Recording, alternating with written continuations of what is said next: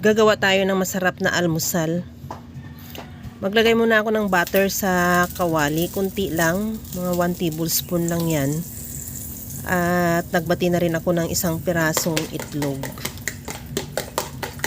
Batiin mo lang mabuti at ilagay ko na yan sa kawali. At pahinaan ko lang yung apoy para hindi agad maluto yung itlog, at maglagay na ako ng dalawang slice ng sliced bread. At kagaya niyan, isusok lang natin sa itlog para magkaroon ng part ang both sides ng itlog, at saka natin baliktarin pag nag-set na yung itlog. At ayusin lang natin, kagaya lang yan, ilagay lang natin yung lahat na itlog na napunta sa gilid. At maglagay din ako ng kamatis. O kahit anong gulay ang ilagay mo, pwede rin naman sibuyas lang o kaya ano. At nilagyan ko na rin ng ham at grated cheese. Simple lang tong ating almusal pero masarap naman siya at saka healthy. At tinaob ko lang, pinagdikit ko lang yung dalawang slice. At saka balik-tarin lang natin hanggang sa mag-melt yung cheese. Gaya lang yan sa ginagawa ko.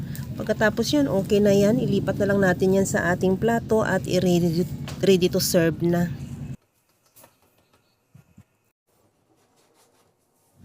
Wala pang 15 minutes, nakagawa na tayo ng masarap na almusal. Kaya mga kalasa, kung nagustuhan mo yung ating video, please like na lang at pakishare na rin sa inyong mga friends. At kung bago ka pa lang sa aking channel, subscribe na at i-click mo na rin ang bell button para sa mga notification.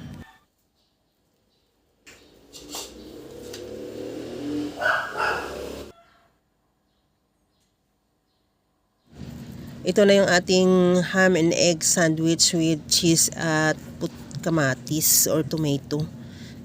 Tikman na rin natin yan.